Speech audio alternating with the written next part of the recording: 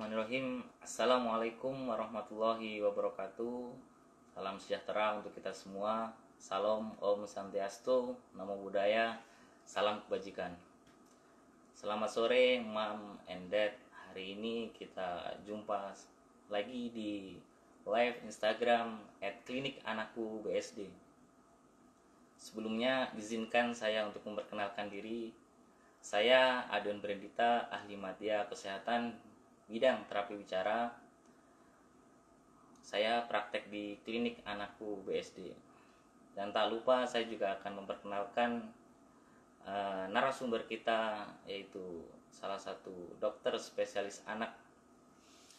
Dan untuk menyingkat waktu, saya bacakan CV dan profil narasumber.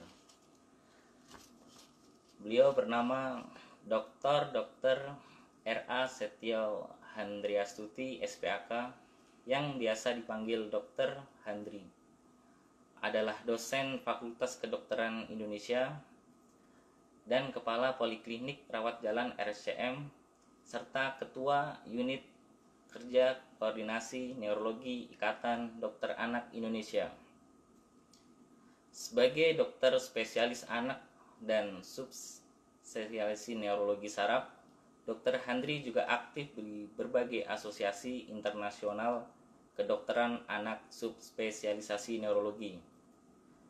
Dr. Handri juga praktek di RSUP Mangunkusumo Jakarta, Rumah Sakit IMC Tangerang, dan Klinik Anakku BSD Tangerang. Sore ini kita akan ngobrol santai tentang speech delay. Ini permasalahan yang sering membuat para moms galau. Dan sore ini sudah hadir bersama kita seorang dokter spesialis anak yang siap membantu untuk menjelaskan dan membicarakan tip dan trik menghadapi permasalahan speech delay. Mom and Dad bisa bertanya lewat kolom komentar, sertakan nama si kecil, usia, dan jenis kelamin. Oke, langsung saja kita undang Dr. Handri untuk bergabung. Sambil menunggu, halo semuanya.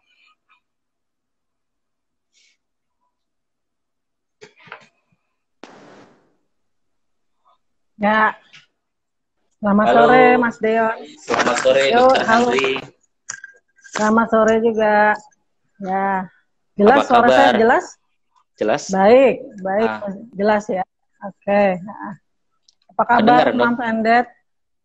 Kedengaran. Oke. Ya nih Dok, teman-teman udah nggak sabar untuk menunggu paparan dari dokter mengenai speech delay. Mungkin dokter bisa membuka apa sih speech delay? Waktu dipersilahkan. Jadi ya, terima kasih Mas Deon untuk pengantarnya ya. Jadi dalam praktek saya sehari-hari ini sekarang saya ketemu sering sekali ya problem anak datang dengan keterlambatan bicara ya atau speech delay.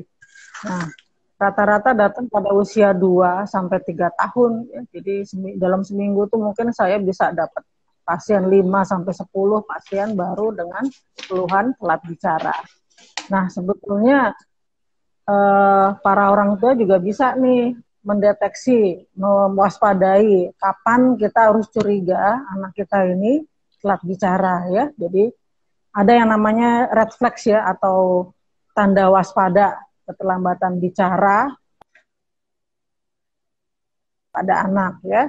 Nah, misalnya gini, pada usia 6 bulan dia belum ada suara nih. Kan kalau suara itu udah A, U gitu ya. Nah, ini sampai umur 6 bulan nggak ada suara sama sekali ya. Atau nggak ada minat untuk komunikasi. Kalau kita ngomong dia cuek aja. Pun juga dia belum paham ya. Oke. Berikutnya lagi pada usia 9 bulan dia nggak ada babbling. Nah, babbling itu adalah baba-baba, tata-tata, itulah suku kata yang belum berarti. Nah, itu juga kita harus curiga ya. Nah, kemudian pada umur 12 bulan itu dia kalau kita tanya sesuatu atau dia belum bisa menunjuk gitu. Misalnya anak umur setahun, mama mana? mana lampu. Nah, biasanya anak umur setahun tuh udah bisa menoleh ke arah yang kita tuju, yang kita tanya, atau menuk ya. Oke. Kemudian tanda waspada yang lain adalah pada usia 15 bulan, dia nggak ada kata pertama yang berarti. Nah, kalau tadi kan babbling ya, baba, tata-tata tanpa arti. Kalau kata itu udah berarti deh, seperti mama, papa, mimi, bobo ya, kata sederhana. Nah, kemudian 15 bulan ini seharusnya dia bisa minimal 3 kata ya. Kemudian usia 18 bulan dia tidak bisa mengidentifikasi objek-objek yang umum ya. Misalnya kalau ditanya mana kucing, mana gambar misalnya gambar sepatu atau gambar rumah, itu juga belum bisa, atau belum ada kata berarti yang konsisten ya.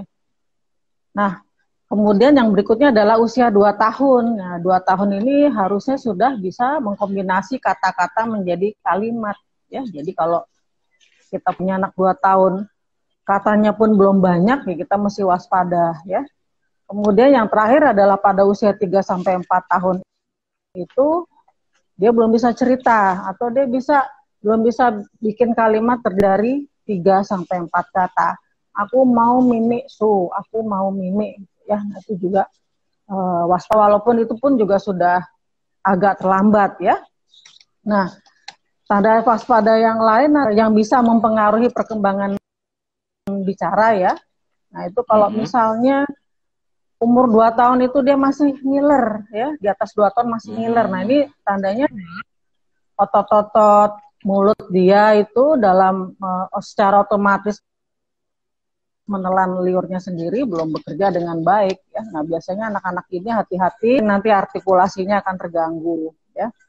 Kemudian usia 1 tahun ke atas juga belum bagus ya, masih banyak ngemut, masih makan makanan yang harus dihaluskan. Ini juga bisa mengganggu artikulasi ya. Atau misalnya umur 2 tahun juga dia nggak bisa niup gitu ya. Nah, itu hati-hati. Tapi ini biasanya kaitannya dengan gangguan artikulasi gitu. Ya, jadi kira seperti itu. Nah, gitu Mas Theo. Oke, ya. Terima kasih dokter. Jadi berbicara tentang speech delay, apa sih yang perlu dilakukan jika anak kita terlambat bicara?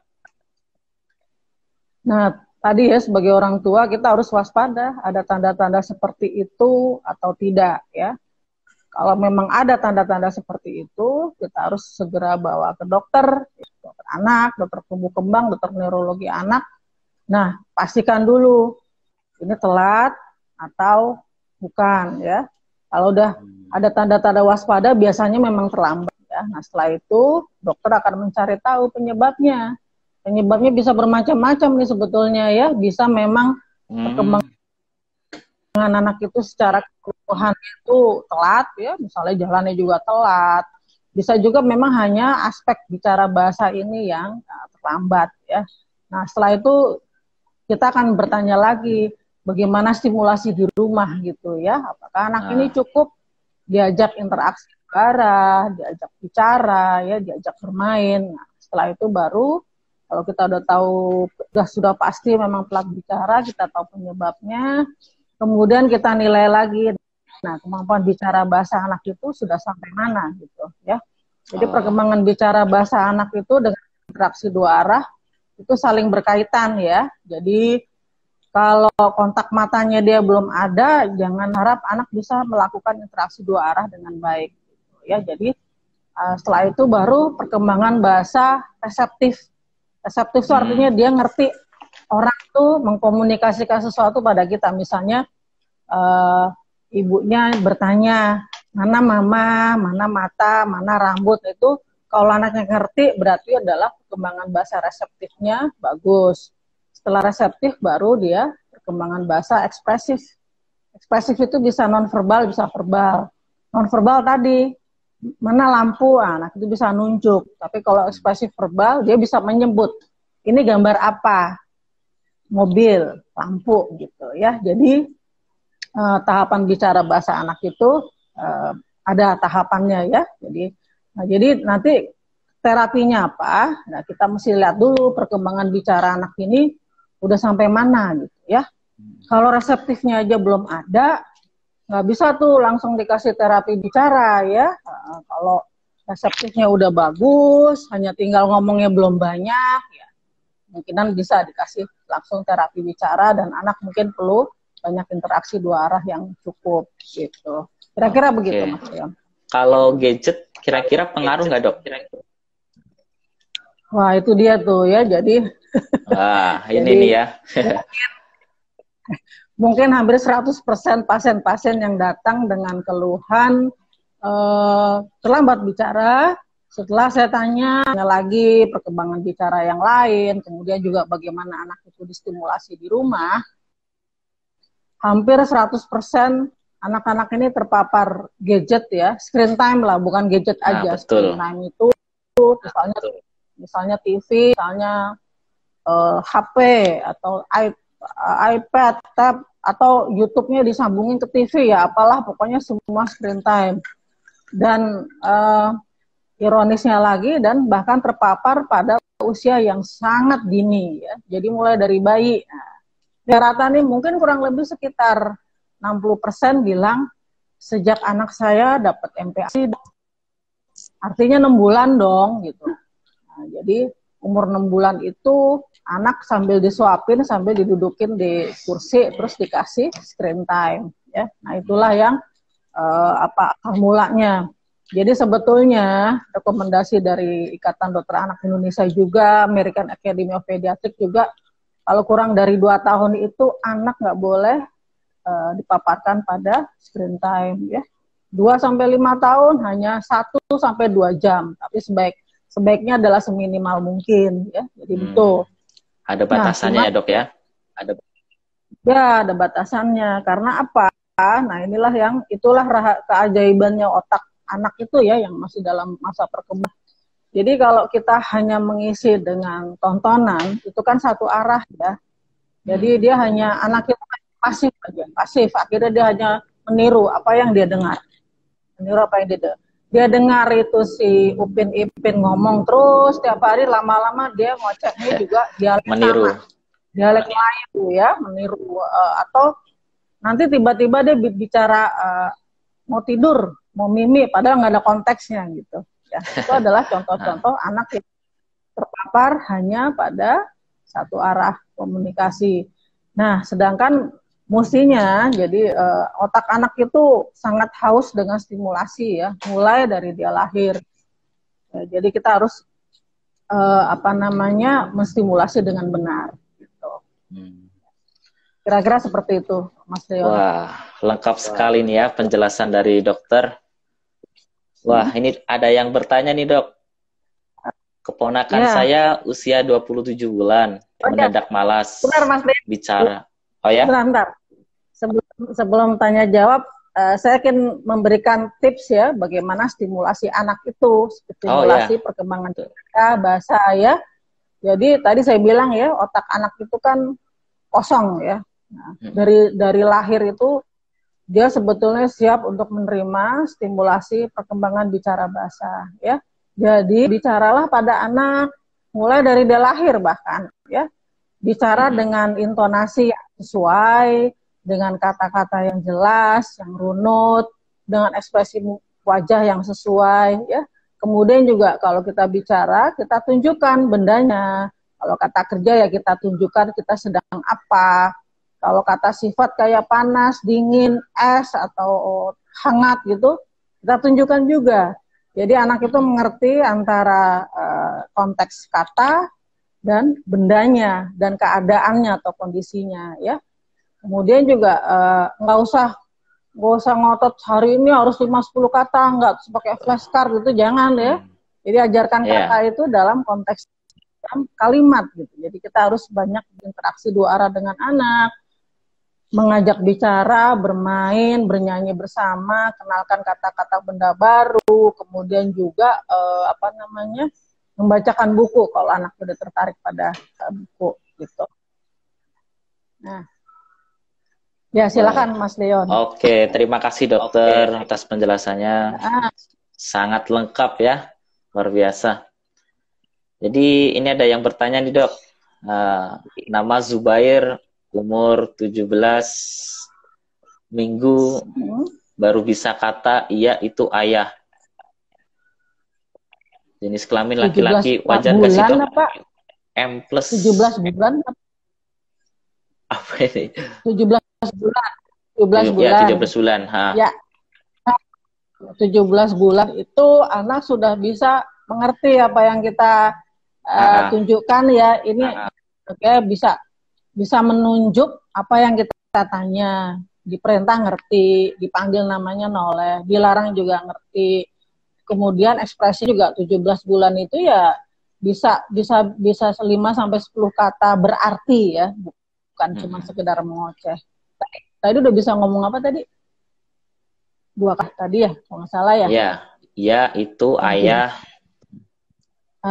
Ya udah itu masih normal Wajar ya. Yang penting adalah dia mengerti kita ngomong apa. Masih dalam batas Oke. normal. Terus ada lagi nih dok, anak prematur usia kronologi 5,5 bulan, terus dikoreksi 4 bulan, belum babbling tapi sudah tertawa memekik, apakah sudah harus dibawa ke poli tubuh kembang? Iya, 4 bulan. Ingat, kalau bayi prematur, kalau lihat perkembangannya harus dipakai usia koreksi ya. Setelah dia berapa minggu gitu. Misalnya dia lahirnya 32 minggu, itu berarti faktor koreksinya adalah 8 minggu. Jadi misalnya dia umur setahun, maka dia dikoreksi 12 bulan dikurang 2 bulan adalah 10 bulan ya. Jadi kalau usia koreksinya adalah tadi 4 bulan ya. 4 bulan 4 bulan itu 4 bulan itu kalau dipanggil namanya belum paham. Tapi kalau diajak main udah ngerti. Nah, diajak main itu dia akan responnya adalah teriak atau teriak, senyum ya. Kemudian juga sudah mengeluarkan cooing. Cooing itu kayak gitu. Nah, itu namanya cooing. Jadi belum babbling. Belum babbling Tapi ya. yang jelas babbling, ya. Dia sudah ngerti kalau diajak bicara atau bermain. Rasanya sih normal aja itu. Normal aja. Ya, normal aja ya. Terus ada lagi nih dok, anak saya mau 12 bulan, masih suka banget gigit segala benda.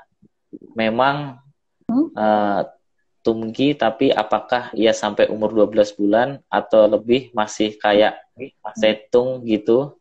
Apakah itu termasuk tanda-tanda speech delay? Tetung itu apa ya? Tetung tadi apa ya? Gigit-gigit dan tantrum kali ya? Oh, tantrum. Ya, mungkin tantrum. gitu. Okay. 12 bulan itu udah nggak suka gigit-gigit benda sih sebetulnya ya. Jadi umur 12 bulan itu dia sudah mulai bisa memanipulasi benda sesuai fungsinya ya. Dia mulai, misalnya ada bel, dia mulai tuh ngambil belnya, kerincingan, terus dibunyi-bunyiin. Ya, atau melempar benda, nanti dia ambil lagi. Atau lempar benda, pengennya dia orang lain yang ngambil ya. Tapi kalau bermain itu kita harus menunjukkan caranya gitu. Jadi kalau milih mainan itu harus sesuai umurnya. Kemudian kedua, tunjukkan cara memainkannya ya. Jadi udah nggak boleh lagi gigit-gigit, udah nggak boleh lagi masukin mainan ke mulutnya tuh ya. Nah, kalau soal tantrum, tantrum ini akan terjadi pada anak-anak yang mengalami keterlambatan cara biasanya ya. Tantrum itu karena satu, dia belum bisa menyatakan keinginannya. Kedua, orang di sekelilingnya juga nggak ngerti maksud dia apa gitu kan. Iya. Kalau pengen sesuatu dia bisa nunjuk gitu. Tapi kalau dia belum bisa nunjuk kan susah. Akhirnya jadi nangis atau tantrum gitu. Tantrum. Ya sebaiknya kita sebagai pengasuh atau orang tuanya kita harus bertanya, kenapa adik marah gitu, kenapa nangis, kenapa banting-banting badan gitu. Kenapa? Jadi kita harus berusaha mengerti dan berusaha nebak maunya dia tuh apa sih gitu. Karena sebetulnya tantrum atau menangis itu adalah bentuk komunikasi. Ini loh aku perlu sesuatu gitu. Terus ada lagi nih dok, 18 bulan baru bisa bicara mama, udah, baba, apakah speech delay? 16 bulan kan mestinya udah 18. ngerti ya tadi. Ah, 18 bulan tuh udah kita ngomong apapun mengerti, bisa merespon perintah dengan perbuatan ya, dan bicara ya bisa 5 sampai 10 kata lah. Ya kalau memang dia pengertiannya udah bagus ya terus aja distimulasi ya. Yang penting itu tadi jangan terpapar pada screen time. Oh ya satu lagi nih saya ini sering orang tua bilang enggak kok dok, dia kalau ada TV cuma diperhatiin sebentar, ntar dia main lagi ya. Jadi sebenarnya betul tuh. kalau kan ya udah dimatiin gitu ya, karena kalau TV itu nyala terus, yang masuk ke pendengaran dan masuk ke input ke otaknya ya cuma suara TV aja gitu, sehingga nanti kalau dia dipanggil orang lain dia akan mengabaikan itu. Jadi kalau udah nggak ditonton, emang udah waktunya nggak nonton TV, matiin ya gitu. Ya. Kalau umur 3,5 ya? tahun, artikulasi kadang masih belum jelas. Stimulasi dengan apa ya? Oke, artikulasi belum jelas ya. Nah, jadi itu usia 3,5 tahun. Oke, patokannya kalau 3 tahun itu orang di rumah sudah 100% mengerti ya. Orang di rumah artinya adalah keluarga inti ya. Artinya kalau orang di rumah aja belum paham, ya itu harus diperbaiki. Kalau hanya artikulasi ya kita berikan contoh ya, kemudian minta dia untuk mengulangi lagi ya. Nah, biasanya juga anak diminta untuk tidak ngomong cepet-cepet. Biasanya anak kalau lagi tahapan menyusun kalimat itu ya, apa yang dia pikir sama apa yang dia kemampuan untuk mengutarakan itu belum sinkron. Jadinya belibet gitu kalimatnya, jadi kebalik-balik atau malah nggak jelas kalian. Jadi kita perbaiki aja kalau itu sih. Atas nama Flain laki-laki umur 2 tahun, paham instruksi tapi tidak tertarik menirukan kata. Bicara baru bisa ma, ba, ngeng. Apakah harus terapi bicara atau bisa stimulasi terus di rumah saja? Ya, 2 tahun ya, baru bisa suku kata yang kayaknya berarti ya, ma, ba, neng. Ya itu mesti segera terapi bicara. Karena kan tadi 2 tahun sudah harus bisa menyusun kalimat. Kosakatanya sudah lebih dari 50 kata ya. Jadi ya perlu terapi bicara sepertinya, asalkan dia sudah mengerti apapun yang kita omongin. Syaratnya paham ya dok ya? Ya, syaratnya paham dulu. Dok, kalau usia 18 bulan baru bisa bilang mama, papa, saya sudah ke desa sudah Kak DSA. Katanya nggak apa-apa dok, tapi belum bisa menunjuk nama benda-benda. Tapi kalau suruh duduk, mimik paham dia. Gimana ya dok? Oke. Itu kosakatanya udah cukup banyak ya. Nah, menunjuk itu kan sesuatu yang kita tanya dulu kan. Ya. Nah, sesuatu yang kita tanya itu udah pernah kenal belum gitu. Kalau tiba-tiba dia suruh itu lihat bis tingkat gitu, terus itu apa ya, dia nggak tahu itu dia nggak tahu kalau itu, karena itu belum tahu dia bahwa itu adalah bis tingkat. Jadi sebelum kita bertanya, kita harus kasih tahu dulu. Nah, tadi yang saya bilang, kata benda, kata kerja, kata sifat, waktu ya, bahwa kalau malam tuh gelap, kalau siang tuh terang gitu. Itu semua harus ada konteksnya gitu, sehingga dia bisa mengasosiasikan antara kata dengan benda, kejadian atau sesuatu ya. Karena pusat bicara bahasa sama pengertian itu di otak letaknya sangat berdekatan. Jadi kita harus ngomong juga ada konteksnya. Terus jangan lupa kalau ngajarin anak itu memberitahukan sesuatu, ya memang harus berulang-ulang. Karena dia harus mengingat atau menyimpan kata-kata tersebut sebagai memori di otaknya. Sehingga kalau dia udah ingat, nah dia ditanya baru dia akan bisa bilang. Kalau nggak pernah diajarin dia nggak tahu. Makanya kan kita suka lihat tuh kalau anak punya anak balita tuh rumahnya penuh dengan gambar binatang, gambar buah, gambar sayur, ya tujuannya adalah itu. Hari dia lihat, akhirnya dia tahu itu apa. Ya. Oke. Bilingual boleh nggak sih dok untuk di bawah 2-3 tahun? Ya ini juga menarik ya. Menarik banget ya. Problem bilingual ini mungkin sekitar 40% ya. Nah, bilingual ini kalau orang Indonesia lucu. Nonton TV bahasa Inggris itu udah dibilang bilingual. Padahal sebetulnya enggak ya. Bilingual tapi syaratnya perkembangan bicara bahasa anak itu masih dalam tahap normal ya. Artinya gini, prinsipnya adalah anak itu sebetulnya menguasai bahasa ibu dulu ya. Kenapa bahasa ibu? Ya kan anak paling sering sama ibunya. Jadi anak akan lebih fasih dalam bahasa ibu, artinya adalah bahasa yang diucapkan oleh ibu itu terus menerus pada dia gitu ya. Kalau itu normal, oke-oke aja, ditambah bahasa kedua ya. Mungkin bapaknya ngomong Inggris, boleh ya, boleh aja. Tapi harus konsisten. Kalau sama ibu ngomong Indonesia, sama bapak ngomong bahasa Inggris. Nah, tapi syaratnya juga ada. Ibunya ngomong bahasa Indonesia fasih, bapaknya juga ngomong bahasa Inggris fasih. Artinya stimulasinya juga dalam bentuk yang benar. Jadi artinya kalau kita kasih tontonan bahasa Inggris itu bukan stimulasi, bukan juga bilingual gitu ya. Atau kita pengen ngajarin bahasa Inggris tapi kita sendiri nggak lancar, jadi cuma separoh-separoh.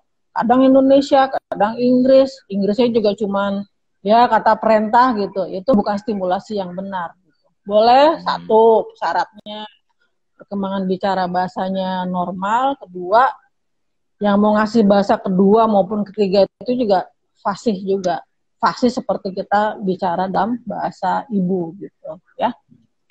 Jadi jangan heran kalau ada anak yang bapaknya orang bule gitu misalnya, ibunya ngomong bahasa Indonesia, bapaknya ngomong bahasa Jerman, di sekolah bahasa Inggris. Ya bisa terjadi seperti itu. Dan anak semua sama bisanya, tapi ada yang lebih menonjol biasanya ya. Bahasa ibu untuk percakapan sehari-hari. Tapi tentu syaratnya tadi, caranya dengan stimulasinya dengan cara yang benar. Jadi hati-hati kalau kitanya nggak siap ngasih stimulasi ya jangan gitu. Berarti baiknya satu bahasa dulu dok ya, untuk lebih paham anaknya. Ya satu bahasa. Bahkan kalau di negara yang maju, malah di negara barat itu anak prasekolah harus pakai bahasa ibunya dulu. Di Eropa kan sekarang dia mulai bahasa kan, ada bahasa Spanyol, bahasa Inggris, bahasa Prancis ya, bahasa apalagi lah. Nah, untuk di Belanda itu untuk menghindari anak sampai nggak tahu bahasanya sendiri ya anak prasekolah pakai bahasa Belanda dulu, Nah, kalau udah masuk sekolah formal baru bahasa Inggris atau bahasa pilihan lain. Ada batasannya nggak dok? Anak diajarkan dua bahasa gitu?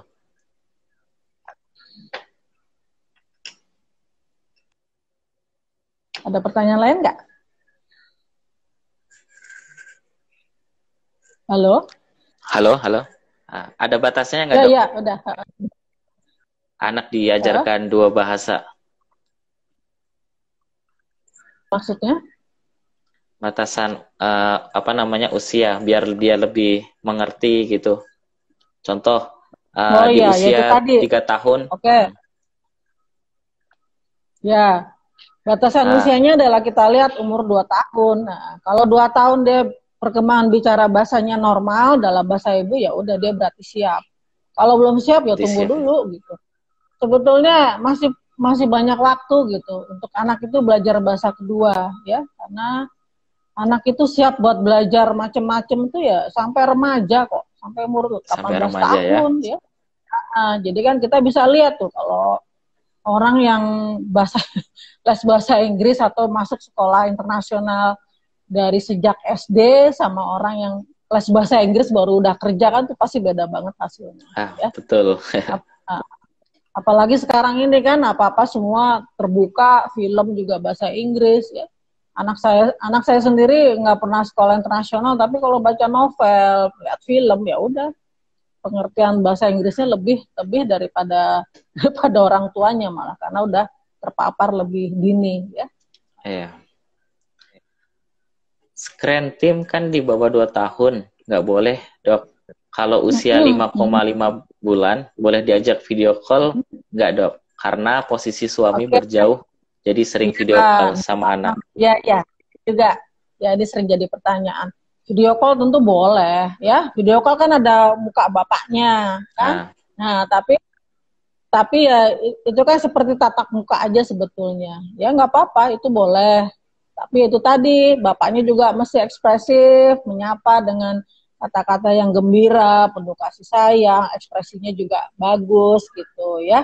Terus kalau memang anaknya juga udah nggak fokus, karena kan anak 5,5 bulan kan fokus pada sesuatu juga belum banyak, ya ya udah gitu. Ya, nggak apa-apa video call. Ya. Itu kan masih ada dua arah dan ada ibunya yang nemenin. Masih boleh nggak apa-apa aja. dok berarti ya. Boleh-boleh aja. Anak 16 bulan belum lancar ngomong, tapi cuma bisa ngoceh-ngoceh nggak jelas. Tapi jarang. Itu termasuk Ya. speech delay kah, Dok? Iya, itu udah ada tanda-tanda waspada ya. Kan tadi 16 bulan tuh paling nggak udah ada kata berarti. Paling nggak 5 kata lah. Terus dia juga udah ngerti ya. Jadi kalau masih ngoceh-ngoceh, tidak jelas, bahkan jarang, ya itu udah tanda waspada. Ya, harus segera dibawa ke memastikan. Bagaimana jika bahasa ekspresif anak masih cenderung jargon, misal tut tut tut untuk kereta, au untuk kucing dan sebagainya, walau sudah diajari cara pengucapan dengan benar. Umur berapa ya? Nggak dijelasin ya? Iya. Nggak dijelaskan. Oke, biasanya jargon itu tutut, au. Pokoknya anak itu punya istilah sendiri untuk satu kata benda. Ya, nggak apa-apa sih kalau anak itu masih umur sekitar 12 sampai 18 bulan, bahkan mendekati 20 bulan pun masih oke-oke aja. Tapi tetap kita harus kasih tahu, oh itu kereta api, bunyinya tutut gitu. Karena dia hanya baru bisa mengingat bahwa itu adalah bunyinya tutut gitu. Atau au tuh kita kasih tahu itu kucing nyong gitu. Jadi tetap kita kasih tahu terus gitu. Berulang-ulang. Coba kita perhatikan ya kalau anak itu lagi belajar ngomong ya, dia akan terus bertanya ya. Ada gambar yang sama, dia tanya ini apa. Besoknya dia tanya lagi. Artinya kalau dia tanya terus itu dia sedang berusaha mengingat satu kata atau satu kalimat. Jadi dia nggak boleh bosan. Jadi terus nggak boleh bosan ya dok ya, untuk mengasih tahu. Iya nggak boleh bosan. Jadi capek fisik jagain sama capek mulut ngeladenin ocehannya dia. Iya. Lanjut, anak saya Ebrar sudah terpapar screen time sejak empasi 6 bulan. Bagaimana cara berubah dan saran kedepannya dok? Karena sekarang 12 bulan. Oke, ya masih belum terlalu terlambat. Ya masih di stop Bu ya. Jadi kita jangan menggampangkan sesuatu dengan supaya makannya cepet. Saya juga nggak repot, kasih tontonan aja deh, anaknya diem makanannya habis ya. Mungkin makanannya habis, tapi kita menghambat, memblok perkembangan bicara bahasa serta interaksi selama waktu makan tersebut ya. Jadi harus segera di stop, mumpung kelamaan. Memang repot, ya pengganti kita harus bisa memberikan pengganti yang lebih menarik. Ya ajak bicara, ajak main, kemudian mungkin bisa tunjukkan permainan-permainan yang lucu-lucu, atau diajak keluar, diajak jalan-jalan ya, atau ya mungkin sambil diajak ngobrol lah, sambil bicaralah seolah-olah anak itu sudah mengerti. Ya, misalnya lagi makan bubur susu gitu ya, kasih tahu, atau piringnya lucu gitu. Kita sambil ngomong aja. Kita lagi makan ya nak, tuh piringnya bagus, gambarnya Donald bebek tuh. Ini sendoknya juga loh. Tadi bunda bikin buburnya pakai tepung, habis itu dikasih susu. Lagi-lagi tuh memang effort ya, memang effort ya, tapi ya itulah, karena dengan kita bicara itu kita menstimulasi perkembangan bicara bahasa sekaligus interaksi ya, mumpung belum terlambat. Oke. Dok, mohon penjelasan cara bedain anak speech delay dan autisme. Anak umur 3 tahun tapi belum bisa ngomong dan respon matanya kurang. Terima kasih. Ya, kalau tanda waspada autis itu beda lagi ya, tapi memang autis itu hampir semuanya datang dengan keluhan keterlambatan bicara ya. Tapi kalau pada anak autis itu selain dia telat bicara, dia juga mengalami problem interaksi dua arah. Interaksi dua arah yang mudah ya kontak mata ya. Dia kalau diajak ngomong mau lihat kita nggak, acuh apa enggak, kemudian dipanggil noleh apa enggak, ya karena itu saling bertahan. Bahkan kalau anak autis ya ditambah lagi ada perilaku-perilaku tertentu ya yang sifatnya repetitif berulang-ulang, misalnya dia senangnya apa tuh senangnya main sedotan diputer-putus begitu ya, atau ada perilaku-perilaku yang khas gitu, misalnya dia flapping ya, tangannya suka dikepak-kepak ya, atau dia muter-muter ya. Tentu kalau sudah ada perilaku-perilaku seperti itu ya harus segera diintervensi, diberikan terapi. Oke. Anak dengan Down syndrome usia sekarang 15 bulan, tapi belum bisa satu kata yang jelas, cuma masih bisa ngoceh aja, tapi giginya sudah mulai banyak, termasuk geraham, sudah muncul katanya itu. Oke.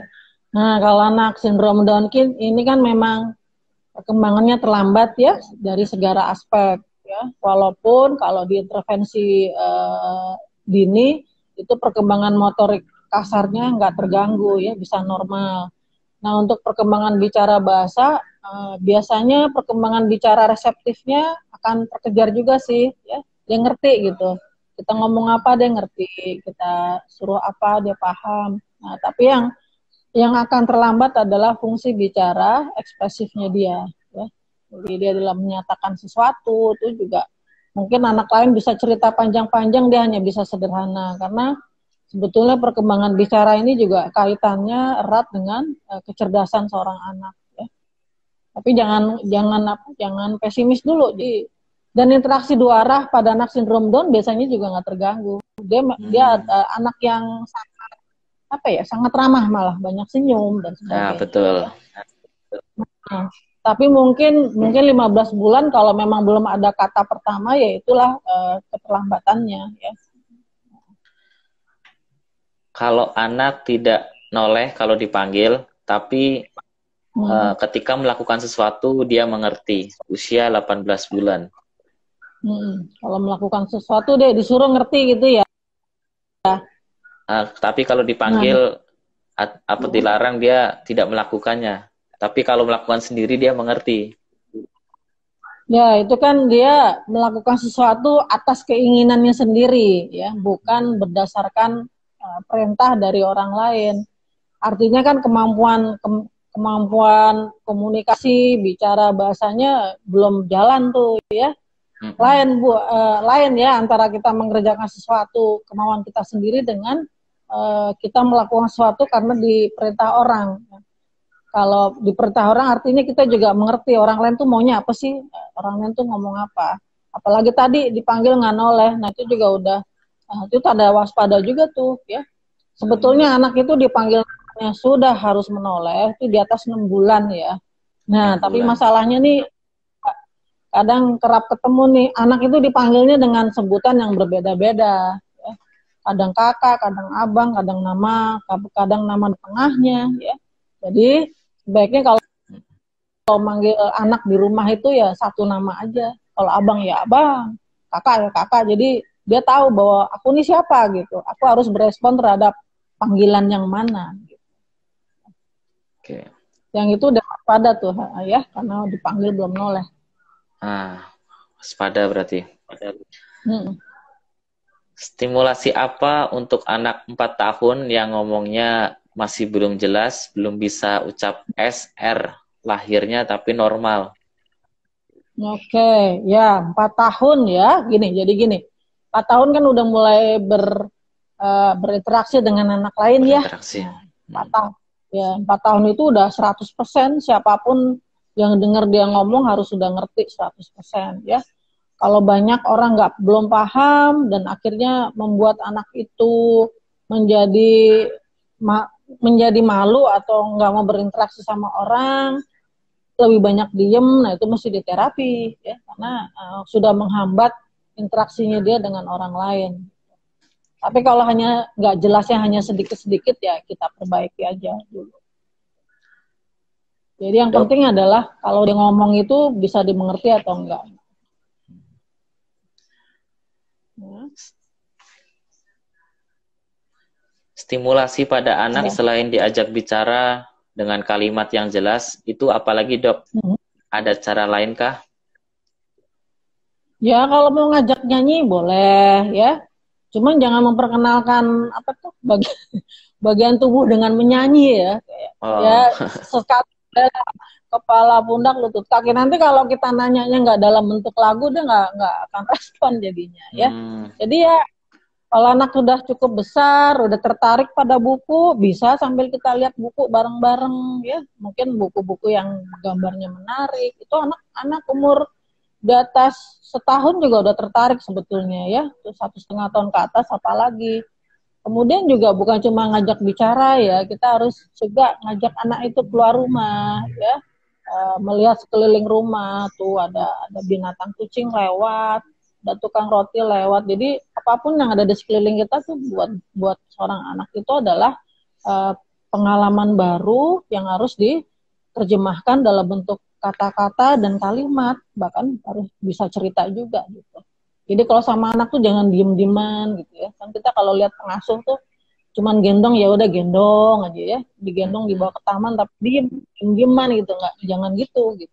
Jadi ya kita sambil menerangkan banyak hal gitu. Nonton juga boleh ya, 2-5 tahun kan tadi boleh screen time, tapi nonton juga ditemenin sambil kita cerita itu ada apa, supaya dia juga paham. Misalnya Upin sama Ipin lagi kejar-kejaran, terus jatuh, habis itu yang satu nangis, satu ketawa gitu. Jadi sambil diterangkan, sambil nonton TV. Bagaimana cara menstimulasi anak untuk bisa komunikasi dua arah? Dia kalau ngoceh sendiri bisa, cuma kalau diajak komunikasi kadang nggak respon. Dia minta sesuatu hanya menunjuk. Nah itu dia, tadi kan saya bilang ya, kalau nggak dibilang ya umurnya berapa ya Mas Deon? Apa? Umurnya berapa nggak dibilang? Enggak dibilang ya. Jadi tanya jawab interaksi dua arah itu adalah bentuk lanjut ya dari perkembangan bicara bahasa. Karena sebetulnya bicara bahasa ini tujuannya adalah untuk komunikasi sebetulnya ya. Berbahasa kan alat untuk komunikasi. Jadi kalau dia pun masih ngoceh-ngoceh tanpa arti, artinya juga dia belum bisa menerjemahkan apa yang dia pikir dan apa yang dia inginkan dalam bentuk kata yang jelas. Kalau masih ngoceh gitu ya kita nggak bisa berharap dia bisa berinteraksi dua arah. Ya, jadi memang itulah tahapannya. Tanya jawab dua arah itu adalah tahapan berikutnya dari perkembangan bicara bahasa. Biasanya sih kalau anak udah kosakatanya udah banyak, dia bisa bikin kalimat, nah, itu dia udah mulai bisa tuh tanya jawab sederhana. Udah maem belum? Tadi maem pakai apa? Tadi main sama siapa? Nah biasanya ini juga perlu diajarin juga tuh. Kalau dia belum tahu jawabannya, kita kasih tahu jawabannya. Oh, tadi kamu makan nasi, ayam, sama sayur bayam gitu. Jadi kita belajar membimbing anak itu untuk menjawab pertanyaan gitu. Anak saya 2,5 tahun. Suspek speech delay. Dirujuk screening ke dokter Handri memang. Apakah aman terapi di masa pandemi seperti ini? Iya, ya memang semua nggak cuma untuk anak-anak ya. Saya pun jadi dokter juga tiap hari ke rumah sakit mesti hati-hati. Ya alhamdulillah kita di klinik juga menerapkan protokol kesehatan yang cukup ketat ya Bu ya. Jadi jumlah anak yang mau terapi diatur. Jadi nggak berkumpul dalam jumlah yang banyak. Kalau sakit nggak boleh masuk, harus pakai masker. Terapisnya juga selain pakai masker, pakai lapisan baju ya, sama pakai face shield gitu. eh, kita semua nih new normal ya Bu ya. Jadi tetap kita beraktivitas, tetapi dengan memperhatikan protokol kesehatan yang sudah ditetapkan. Oke. Anak saya umur 21 bulan, belum bisa bicara, paling satu kata nanti lupa lagi. Saya mengajarkan anak bahasa Indonesia, lingkungan saya bahasa Sunda, kita perantauan dari Jawa. Sebaiknya gimana ya dok? Ya udah ya itu seberapa kuat pengaruh ibunya sama seberapa kuat pengaruh lingkungan yang berbahasa Sunda ya. Jadi kalau memang kita harus di rumah harus lebih kuat bahasanya. Makanya dibilang bahasa ibu ya. Jadi ya ibunya harus lebih kuat dalam menstimulasi anak. Karena kalau enggak ya dia jadi kalau lebih kuat bahasa Sunda ya akhirnya dia akan lebih mengerti bahasa Sunda gitu. Jadi ya tinggal kuat-kuatan yang mana aja. Nah repotnya kalau misalnya pengasuhnya pakai bahasa Sunda totok, ibunya cuma ketemu dari sore sampai malam lah gitu ya. Nah, anak saya 3 tahun sudah ikut terapi SI. Dia matanya sering lirik-lirik, muter-muter, belum paham kalau dipanggil, tapi sudah bisa menunjuk atau hafal benda, huruf, angka. Apa stimulasi yang tepat ya dok? Usia 3 tahun. Ya, jadi ini anu ya, apa namanya, sering kita memberikan terapi SI dulu pada anak-anak yang telat bicara ya. Mungkin untuk orang tua jadi pada bingung nih, anak saya belum ngomong tapi kok malah dikasih terapi yang kayak main-main gitu ya. Nah, jadi sebetulnya terapi sensori integrasi ini ya seperti play terapi memang ya, tapi play terapi yang tentunya diperkaya. Karena di sini anak diajarkan untuk mengerti, ya, diajarkan untuk kontak mata, interaksi dibuka knopnya itu loh, interaksi dua arahnya itu dibuka, di on kan. Karena kalau nggak on, dia nggak akan bisa ngerti kita ngomong apa. Anak-anak model begini kalau langsung di terapi bicara ya susah. Selain satu dia kontak matanya belum bisa, dia juga belum bisa mengerti. Ya, jadi artinya kalau interaksi duaranya belum optimal, kita harus optimalkan dulu. Karena kalau enggak nanti langsung terapi bicara dia kebanyakan hanya meniru saja gitu dan tidak bisa membalas interaksi dua arah yang diberikan oleh lawan bicaranya gitu.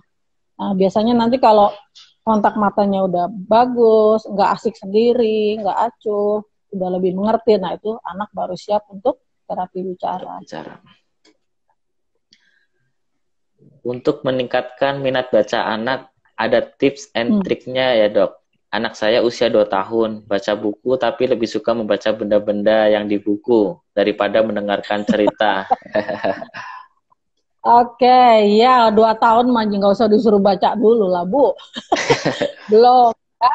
Jadi jangan terlalu ambisius juga gitu. Artinya kita harus lihat perkembangan anak itu harus sesuai dengan umurnya.